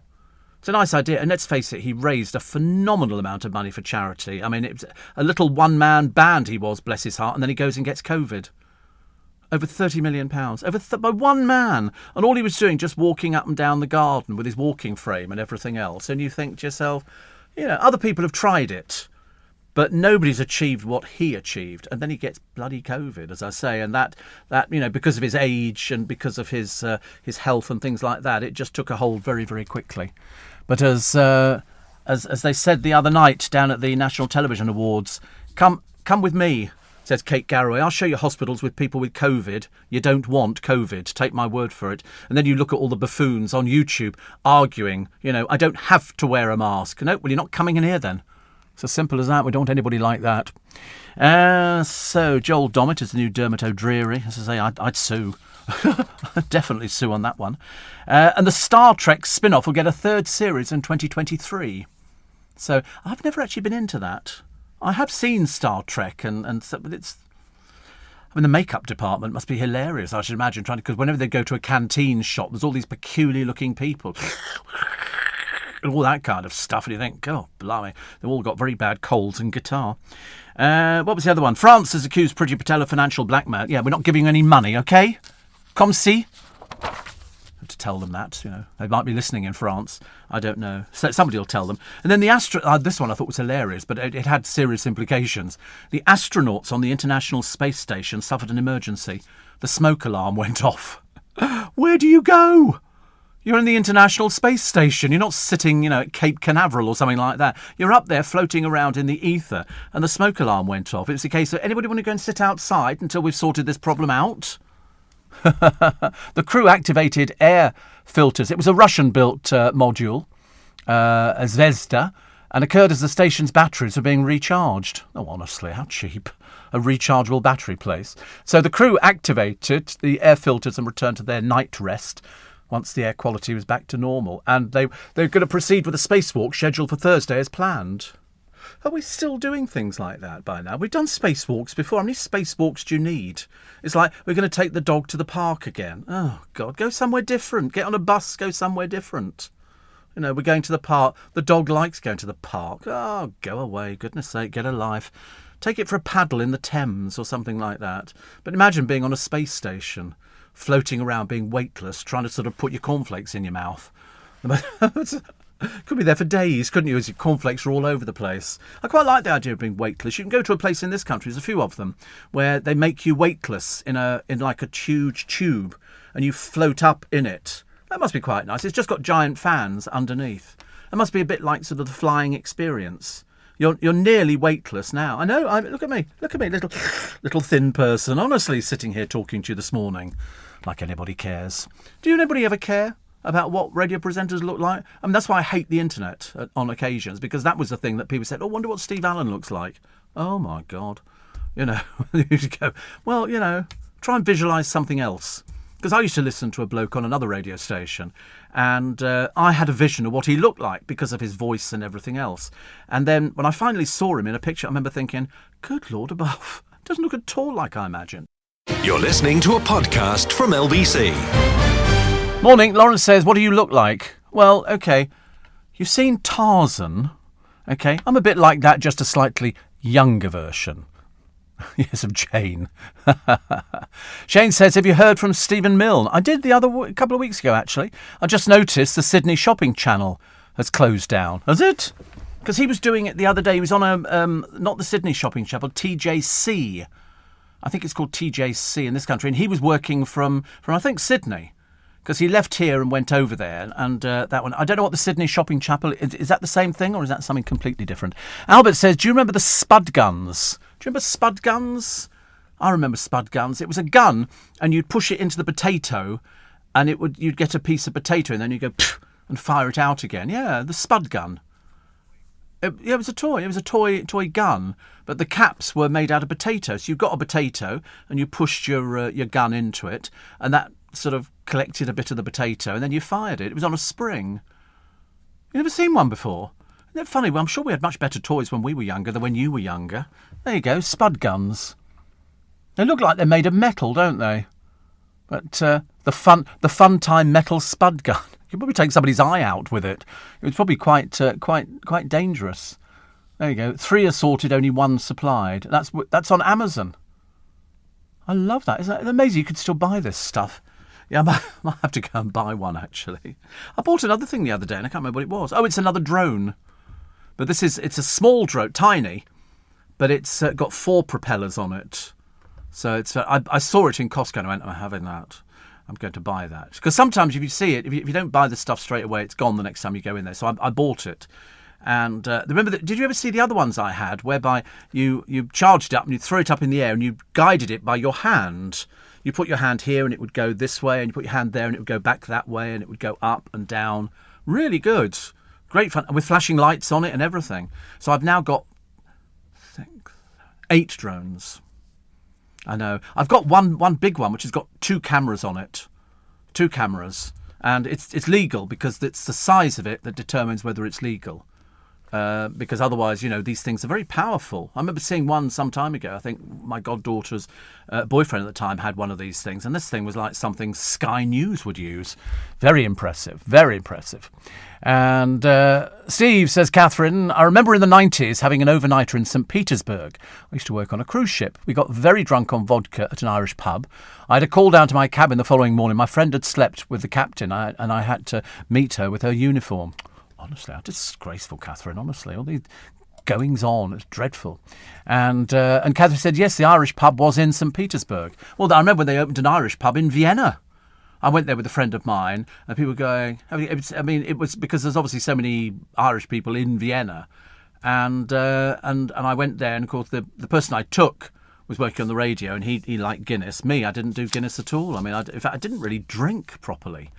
I was not a drinker. I would have sort of a fizzy Coca-Cola or something like that, or a Fanta, or a fizzy Ribena. So, I never did gin and tonic. My friend John Warrington does gin and tonics. He used to finish doing my show in the early hours of the morning, go home and have a gin and tonic, and he'd say, I'm sitting here with a gin and tonic at home. It'd be like 6 o'clock in the morning. I've never done that. I have sat on the train, though, going home in the morning, years ago, in the early hours of the morning. And I found that very stressful because the noise of the train would just make you want to go to sleep. But I got home the other day quite easily. There were a few people queuing at Waterloo, and it was all done, and it was all very good. And Simon says, younger than Tarzan. Well, Johnny Weissmuller would be 117 now. Oh, right. Shane says, sorry, Steve, it's called the Open Shop Channel. Well, he does work for this TJC channel. And I think they've got about 2 or 3 offshoots. Because he does it from Australia, so the Open Shop Channel. Well, we had one that closed here. It was called Bid Up TV. And that closed because I had some friends who worked on there. And Price Drop TV. But Bid Up TV, a friend of mine used to work on it, and they used to sell globes made out of precious stones. And it was all, this is agate. I didn't buy any of them, actually, but he said that was our biggest seller. He said they used to shift thousands of these things. It's like Ideal World must shift thousands of electric bikes and stuff like that, because that's what they sell. And they always say the same thing, listen, we're now down to limited stock. And my response is, don't lie to people. Just go and order some more. You've been doing it for ages and ages. But I do like them. I'd love to see how big the warehouse is. Mind you, for QVC, they must shift some stuff. They say, well, we've now sold 10,000 of these. I start working it out. I have to get my calculator out and start banging in the numbers and everything else. And somebody says, I think you're suffering from CBD, compulsive buying disorder. No, don't think so. No. I just buy what's necessary. If I see something I like, I buy it. There's nothing compulsive about it. It's a case of I don't want somebody else to have it. I want to make sure. I mean, what a necessity nowadays would be on average between 10 to 14 vacuum cleaners. That would be the thing. People sort of say, "Oh, why have you got so many vacuum cleaners?" Because I can. It's as simple as that. And so if I see something I like, I buy it. And sometimes I don't even take it out the box. I've still got a Henry vacuum cleaner, which is rechargeable, so it doesn't work on any cable. And I bought it about 4 years ago now. It's still in the box. I haven't taken it out of the box. And my brother's youngest, I gave her a really nice vacuum cleaner I bought. Again, still in the box. And she just moved into a new flat, and I thought, well, she can have this. It's a rechargeable upright vacuum, but very expensive one. Very expensive. It's not cheap. And the Henry wasn't cheap. I mean, in terms of... It wasn't a Dyson, no. They were selling Dysons the other day. So expensive. So expensive. But you're paying for, it's, a good thing. We used to say, says Catherine, what went on at sea stayed at sea. That's called being buried, isn't it, at sea? When they say we're going to bury you at sea. I always fancied that idea. I wonder how long it would take, and also you'd have to hope that the coffin would sort of... Oh, no, they're not in coffins, are they? I've just realised. They're in coffins, but then the coffin is open at one end, so you sort of shoot out and you're wrapped up. And then you presumably... I don't know how long it takes to, get you dissolved, as they say. I know it generally takes about a few months, isn't it, if you're buried? That's what they say. Yeah, because of the heat. The heat is intense because you're buried about 6 feet down... And there's no air, and it's like having a compost heap. In the middle of winter, you'll see steam rising off. You open up the middle of the compost heap, it'll be razor hot, whatever razor hot is. I've got no idea. And Steve, did you read about the NHS nurse threatening to resign as he's refusing the COVID vaccine? Really? That would be very unwise. Lots of new measures in America today. I'll find out about that one, actually. But apparently now American companies with more than 100 employees must ensure their staff are vaccinated against coronavirus or tested weekly. He's tightened the rules, says Biden, for federal employees, saying they have 75 days to get vaccinated. If not, their employment could be terminated. But this one here, so this NHS nurse threatening to resign as he's refusing the COVID vaccine. Everybody in the hospitals that I've been in wearing masks. I can't imagine why anybody, knowing what the dangers would be, would ever want to refuse it, because you would have to lose them. You don't want somebody like that who could be spreading. I mean, everybody, from the people who brought your food round in hospitals to the people who clean the wards and the nurses and the doctors and the ancillary staff and matron and all the other people. They're all wearing their masks and they've all been vaccinated. I mean, you'd be silly not to, especially if you're in a hospital and you look at somebody who's dying of COVID and you're going, oh, I don't think I'll bother being vaccinated. And you think, well, we don't want you working here. It's as simple as that. But you get the feeling, don't you? If somebody says something like that, you're thinking, why would you be saying that? Are you now going to take it to court because it's against your human rights and you don't have to be vaccinated? Well, you shouldn't be working with people. It's as simple as that. Javid has launched a 6-week consultation on whether coronavirus vaccinations will become a condition of employment for frontline workers in health and care settings. I should imagine it would have to be. Definitely. Somebody says, why buy something and not use it? Are you a hoarder? No, not particularly. I just have a lot of things. And I have a lot of DVDs. I spend a lot of money on magic. And what else do I have spent a lot of money on? Well, the vacuum cleaners, yes, but then I've always bought vacuum cleaners, and when they get a bit manky, that's when I get rid of them, and then I bring out the new one. So I've always got a vacuum cleaner in reserve. Yeah, 13 on standby at the moment, which is quite good. But I only bought the Henry because I thought that's a good idea. It's exactly the same as a normal Henry, except it's got a rechargeable battery. You plug it in, charges up, and then you can go whizzing around as much as you like. So I thought that was quite good. Claire Rayner was a guest on the ship, says Catherine. I stupidly went up to her and said, are you Claire Rayner? And she said, you must be mistaken, my dear. 23 years on and I still cringe. Isn't that embarrassing? Embarrassing. Anybody who travels on TfL's buses or trains without wearing face masks should be photographed and their photos displayed on billboards across London. Wait a minute, what a brilliant idea. And who owns all the billboards across London? Global. What a brilliant idea. I shall suggest it to our management immediately. Thank you.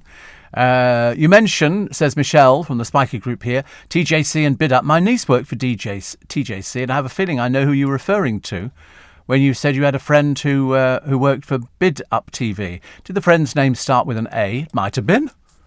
Don't want to go any further with that, but yes, possibly. You're listening to a podcast from LBC. Apparently, doctors, according to the papers today, should use emojis to communicate with patients. Isn't it funny that people come up with these sort of things? You do worry about it. Anyway, the National Television Awards, and who did very well? Kate Garraway choking back the tears. She got a standing ovation for Finding Derek. And she said, when she accepted the gong, she said, stricken Derek will get the chance to tell his story. She said, believe it will happen. And that's what everybody's waiting for.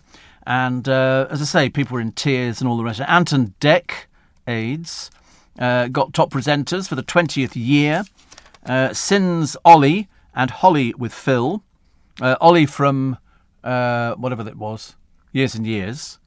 And so that was good. Harry and Meghan got booed, as you can well imagine. Because they showed a clip, of Harry and Meghan and their blockbuster interview in March, shown to the packed-out London O2 Arena, who were loudly booing them. Nobody likes them. And it's got nothing to do with anything apart from the fact we just don't like them. And people are allowed not to like people. Trevor McDonald introduced the series of clips on stage, which featured some of the biggest moments of the past 12 months. And that would be one of the biggest moments. A former member of the royal family and his dreary wife talking to Oprah Winfrey.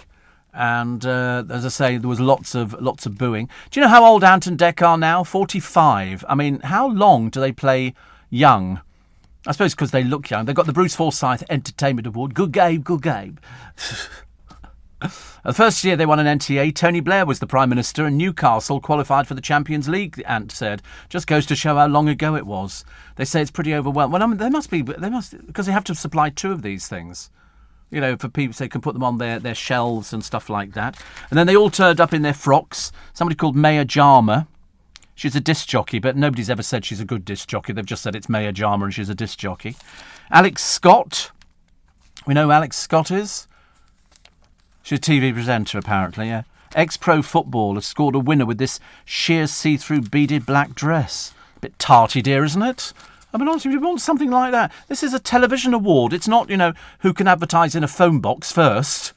Ridiculous outfits. Davina McCall got it right. Show a little bit of leg, a little bit of booby.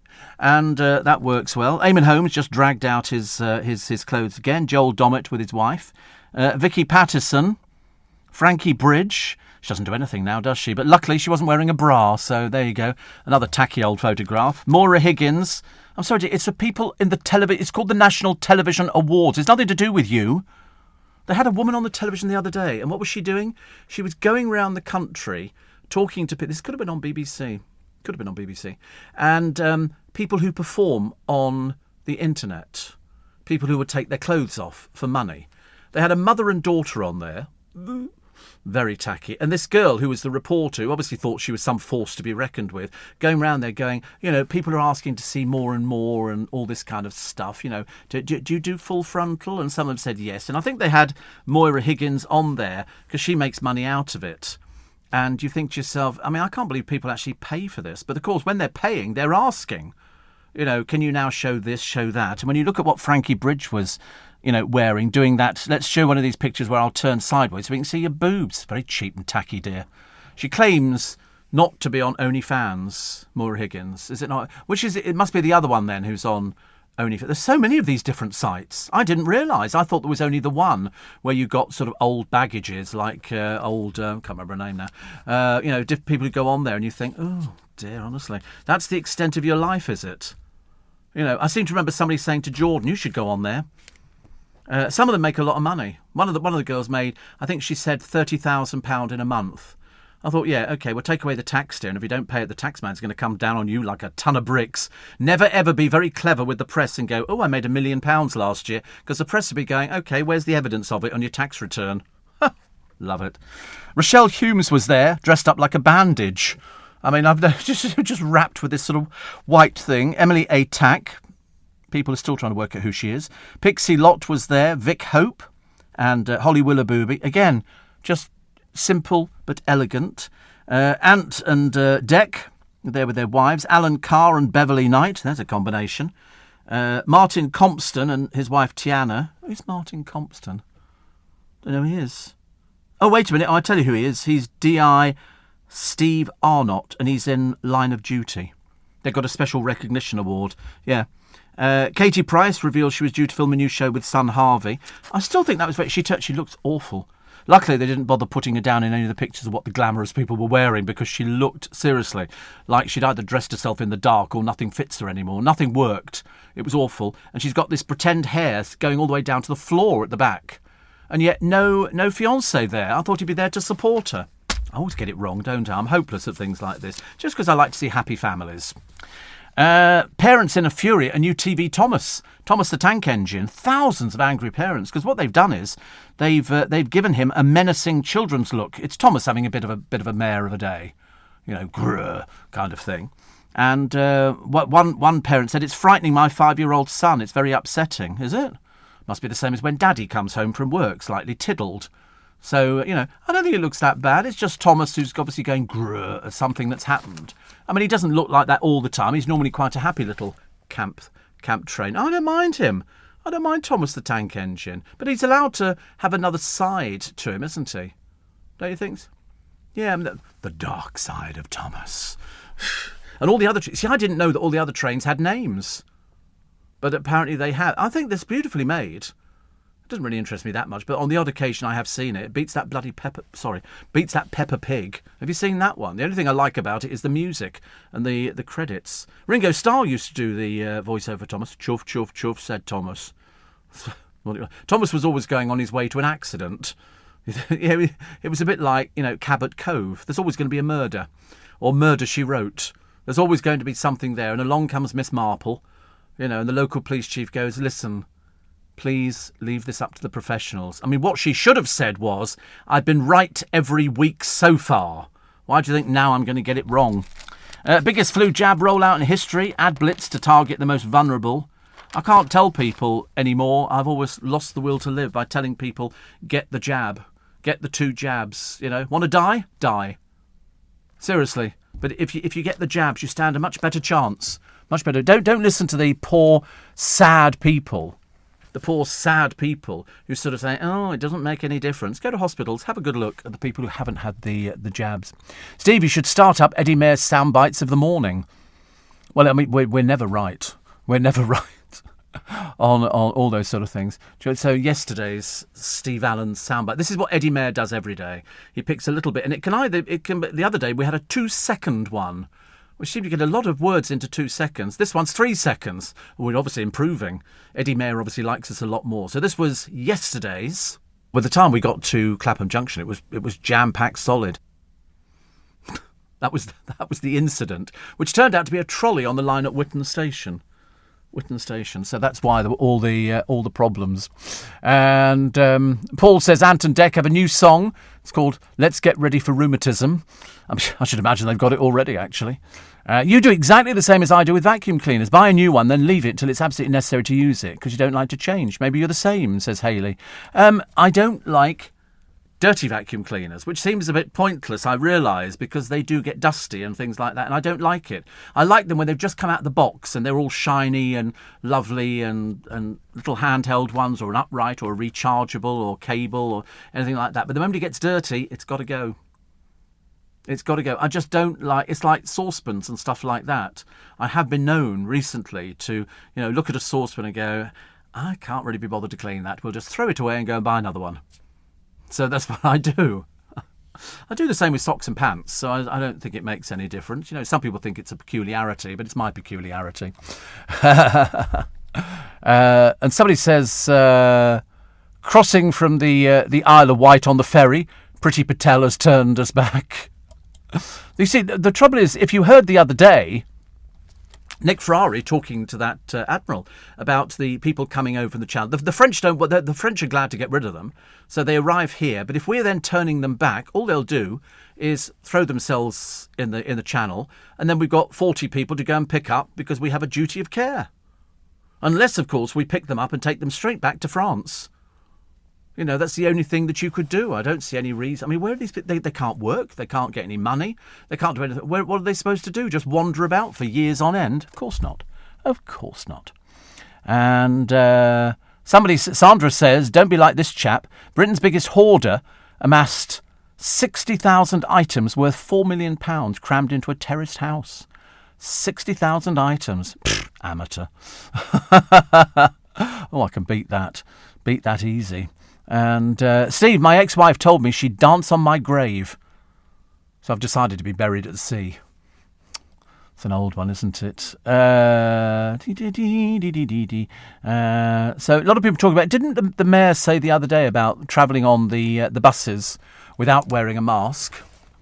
And he said, you know, you've got to wear a mask on public transport. People should be made to wear a mask. Don't wear a mask, you're not getting on the bus. It's as simple as that. Unless you're exempt. Well, of course, all they'll do is say, I'm exempt.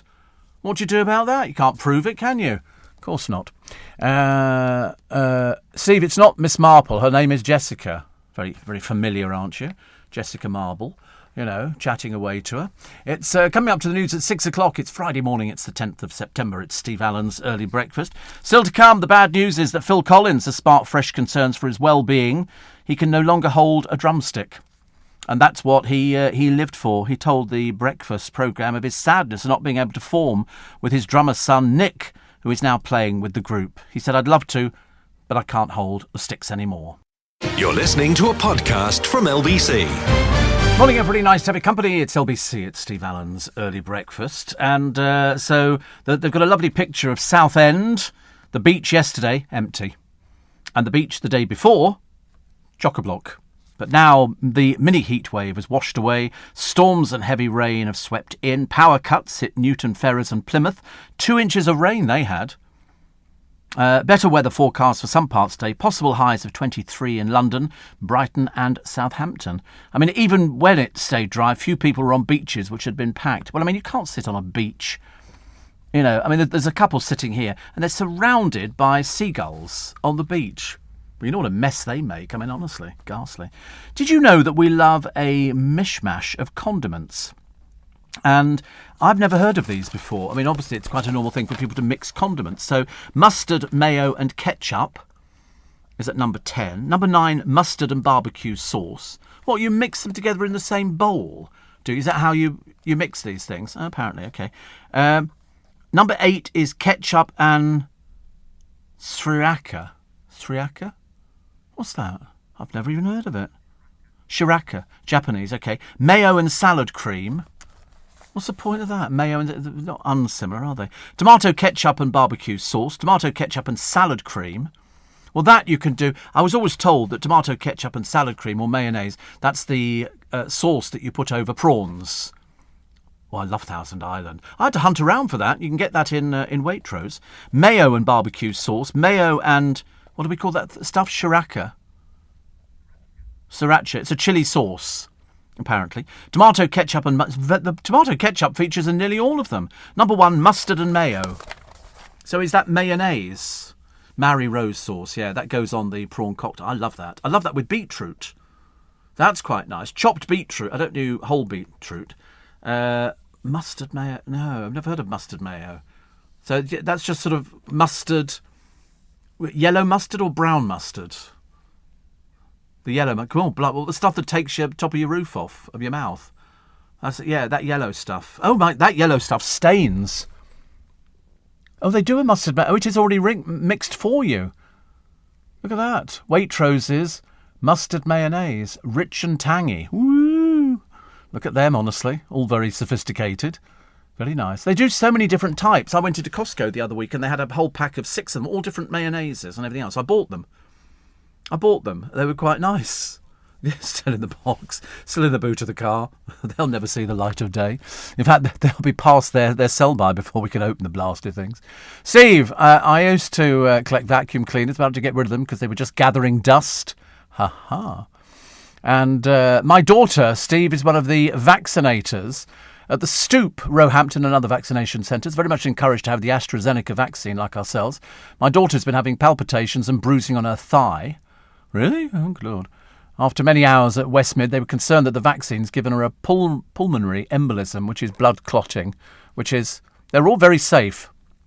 And they say, there are definitely some people who fall foul of things like that. Some people have minor side effects, but they've been tested. They couldn't give stuff out, really. If it was going to be, bad for people. I mean, there's very, very, very few. The numbers are infinitesimally small. Much better than sort of getting COVID to have the injection. I mean, I know some people who've had COVID. In fact, I work with somebody who's had COVID. And I know a number of people who've had it as well. Believe you me, you don't want it. You really don't want it. This particular person is what? Sorry? Yeah, take the vaccine. I said, well, I've been saying that all the way through, but some people, they don't want to. They'd rather not do anything at all, which is a bit of a shame, really. What have we got here? The Venga Boys had 2 number ones, and they're back again. They're back again. That was in 1999. They're taking us all back there. The group of today made a comeback with new music, releasing a cover of Charlie XCX and Troye Sivan's song 1999, all about wanting to go back in time to the year when the Dutch group had hits Boom, Boom, Boom, Boom and We're Going to Ibiza. You can tell I don't do music, can't you? I don't know about these things. Stormzy is supporting a food bank. That's good news, actually. Lovely surprise, they said, when he showed up. And James Corden's been granted a restraining order against a woman, he says, keeps insisting they're getting married. Well, she's obviously got some illness, hasn't she? We've had this before, though.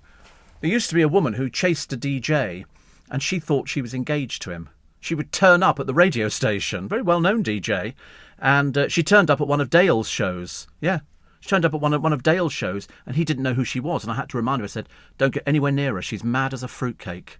She used to turn up here. I saw her here on a few occasions. But she turned up at Dale saying, hi, Dale, and all the rest of it. I won't tell you what her name was. And she would start imagining all sorts of things. I mean, she really wasn't the full ticket. Eddie says, I was disappointed to see Christmas goods in Costco so early. Why? Well, for Christmas. You just answered your own question. What do you think they're doing there for? Happy Hanukkah? Happy Easter? Happy 4th of July? No, they're there for Christmas. They do it every year. What do you mean? Have you just arrived on the planet? Where have you come from? They do it every year. Selfridge's Christmas department open very shortly. And Harrods' Christmas department open very shortly. Have you been there? I have to go there. And I bought Christmas stuff already, yeah. I bought some Disney characters with lights in and things like that, yeah, from Costco. They've got quite a few bits and pieces in. I love it when people sort of say, why is it on sale? I mean, did you not hear the programme yesterday, Eddie? When we've already told you that Waitrose have told you what food they're doing for Christmas. Marks and Spencer's have said what food they're doing for Christmas. It's not Eddie Mayer, is it? No, he would like Christmas, I would think. He'd definitely be a Christmas lover. 106 days to go. Not very long at all. Not very long at all. And we will be decking the halls with boughs of holly. Over in Twickenham, the fish shop always has a very good display of Christmas lights. He's having lights fitted to the top of the building. The whole front of the building, he's got these lights, which apparently are going to be super... It'll take about 4 men to put them up. They're fixing them to the wall so they won't sway about in the breeze or anything else. And God knows what they've cost Stuart. God knows. But I can't wait to see what they look like. Very nice. Very nice. The BBC is set to confirm the appointment of a woke warrior in a top news role, despite fears about her neutrality. And I'm sort of thinking, is that a good idea? I don't know. They're obsessed with these sort of things. And Steve, when I worked in that building, I used to have someone who kept